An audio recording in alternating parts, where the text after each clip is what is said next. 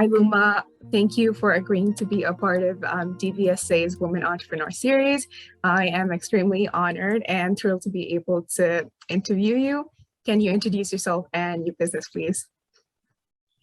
Thank you, Lubna, and thank you for this opportunity. My name is Luma, and I'm a jewelry designer slash artist. I founded my jewelry brand, which is called Inamullumani, more than 15 years ago. And it's all about wearable art that tells stories and empowers women. I have several lines in my business, and I have dedicated one of the lines, Jewelry for a Cause, where I would raise awareness on causes that are dear to my heart. Thank you. That is incredible. Inamullumani's pieces are so unique, and I absolutely love all of them. What inspired you to start Inamullumani? Can you walk us through your journey, please?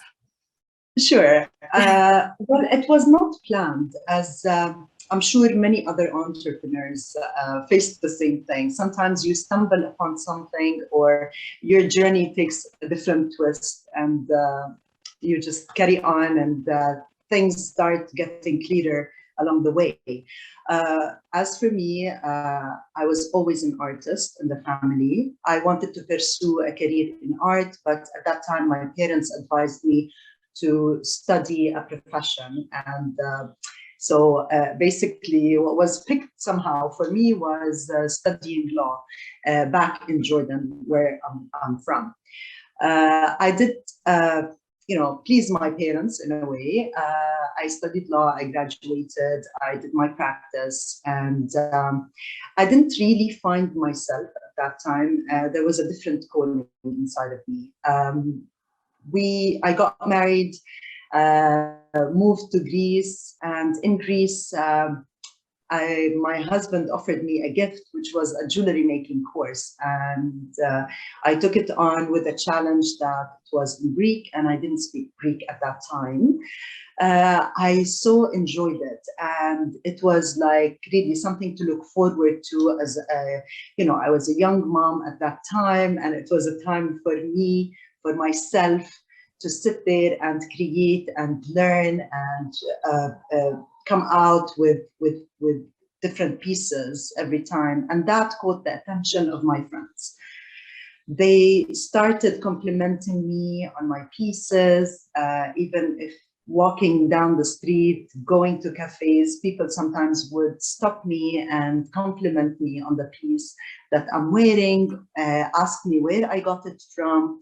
So that somehow, I don't know if you want to call it like hints, clues, encouragement. So a friend of mine pushed me to join a Christmas bazaar, I remember, and she gave me 2 weeks to produce. And I was like, oh my God, I don't know how to do that. I've never done it. So I did. I booked a table. I presented, the work that I was doing at that time. And it was great success. So these are things that somehow encouraged me to move forward with this talent that I have. Then again, it was a hobby somehow at that point. So later on, another friend of mine encouraged me to start it as a business. Now, that was really an eye-opener for me. I was an artist, I was a creative, and I had no background of how to do it as a business. So these are my early beginnings. Very insightful, and thank you for sharing it. I know you did hint about the courses that you did pick along the lines, but what avenues of education or like skill building helped you in your journey to get Inamullumani to the success that it has today? Okay, now, as I told you, I didn't plan for it to be a business at that point.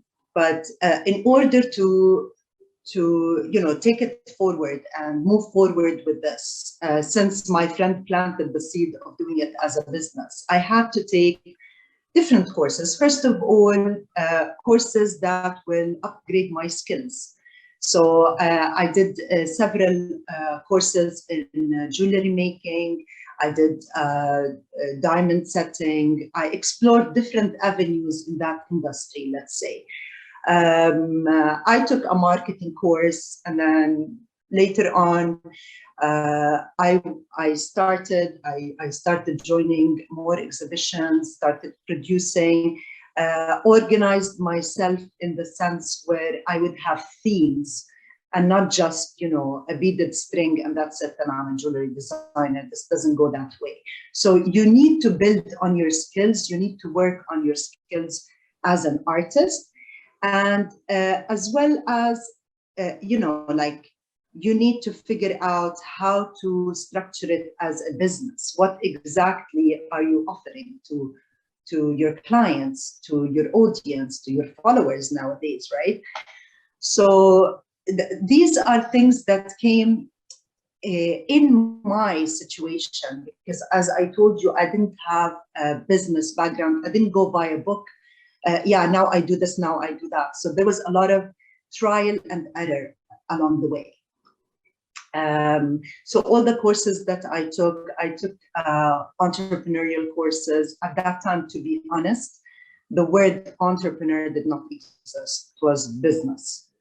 So these new terms, now that you are exposed to, 15 years ago, did not really, they were not that popular.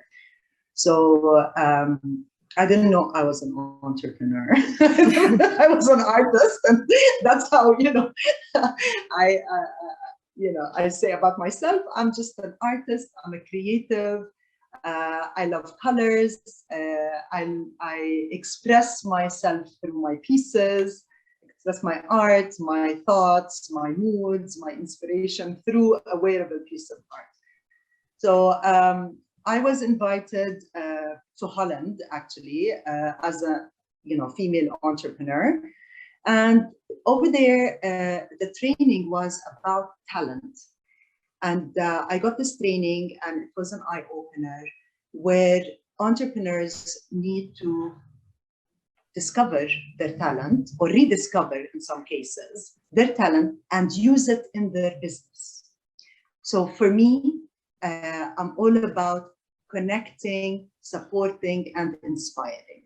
So this is the fundamentals somehow of what I do in my line of business. That is fantastic and very interesting. Has your academic education contributed to your art journey in any ways? Yes, I have a law background. Yes, it did. In my dealings with people, in any agreements, in really advocating for a cause, it just, not in all the details that I have as a background, but really it did help me in many ways. That's amazing. You've mentioned that you've lived in many countries, Jordan and Greece and many other countries. How is it like? Has your art style been influenced by the many countries that you've lived in? Absolutely. My jewelry started in Greece, and Greece on the Mediterranean, the sea, the turquoise, the coral reefs, and all of that put together, like there's a lot of color, and this is where I feel my soul flourished in a way. So the jewelry business started there. Many of my inspiration was inspired by the sea, the ocean, the colors, and all of that. Plus, don't forget that I come from a place that is rich in heritage, like the Roman, Greek, and Arab heritage. So putting this all together, it's my identity. So many of my inspirations come from that. And I'm very proud of who I am, to be honest, and I would love to tell my story to the world. So wherever my pieces are selling, they are telling a story of my heritage, of my experience, of my travel, and sometimes of the inspiring people I meet. That is remarkable how like every piece just has so much meaning to it and has a unique story behind it. Thank you so much for sharing it with us today. Moving on, how did you finance the business in its initial stages when you started Inamullumani? Okay, I know that you might expect me to answer in, kind of a textbook terms, but I'm going to be very simple because this is, in fact, how it all started. It's self-financed. I didn't take any loan from anyone or anything. Maybe my husband, but it wasn't a loan. It was basically how it all started. Self-financed. I would go buy inventory, start creating pieces, join an event or have my own event, whatever. Then, from the revenue, I would just put it again, invest it again in inventory, in buying, like, let's say, an upgrade of material or more expensive stones, gemstones, things like that. So this is how it all started in terms of funding.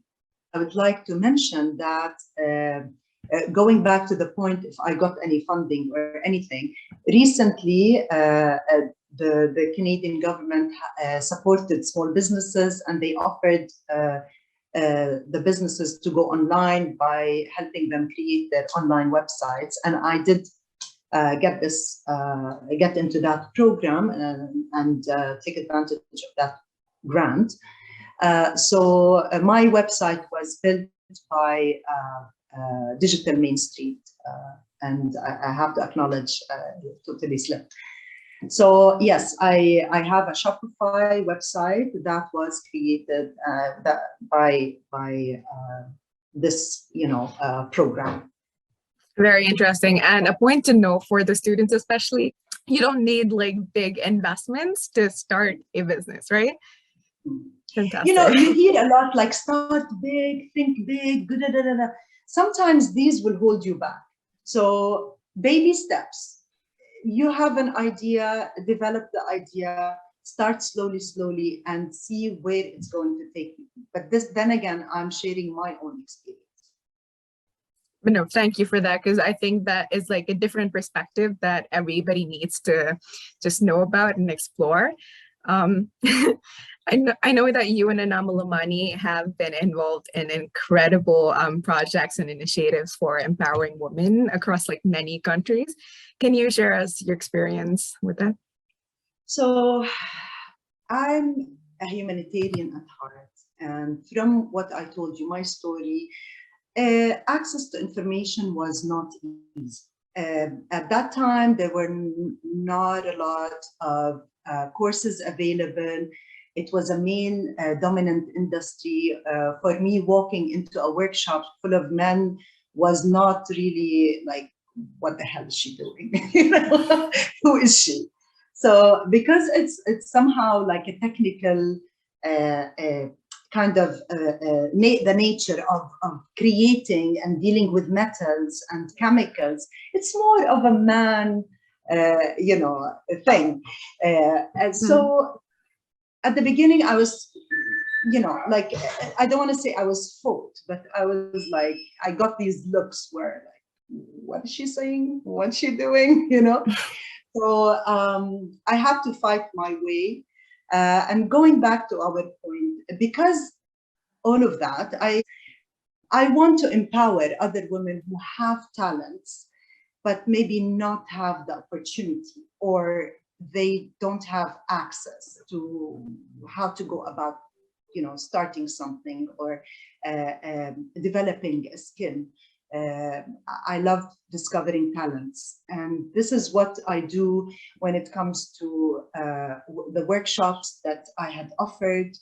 I offered a lot of workshops at discounted prices, really like almost for free, to help women, especially unfortunate ones, to start and to believe in themselves. And it takes a lot, it's like more of coaching, more of skill development, more of, showing them how to do things. So recently with the pandemic, I got a contract to train coastal women in Yemen. They have beautiful shells over there, and they wanted to learn jewelry making. So I was a trainer. I trained them, 15 women from 2 different cities in Yemen, and now they're starting their own business. They're creating really nice things, and I'm so excited for them. Wow, that is incredible. You were such an inspiration for so many, and that's commendable work right there. Can you tell us more about Inamullumani's focus on jewelry for a cause? Okay, now there are different lines in what I do, mainly different themes. There is like, I come up with a collection that's exclusive somehow because it's a small business still. And each collection tells a story. Some of these collections are jewelry for a cause, under jewelry for a cause, which I dedicate proceeds, net proceeds to a specific charity or organization. I did several. In 2008, I did one raising awareness and funds for kids with cancer, like fighting cancer in Jordan, and the proceeds from this line was put to refurbish the outside clinic for the patients, for children. The second one was raising awareness on early mammogram screening. I did a collection of bracelets, 7 positive words. The words are inspiring and empowering. Each word was connected with a color that had a meaning. You see, I'm all about colors.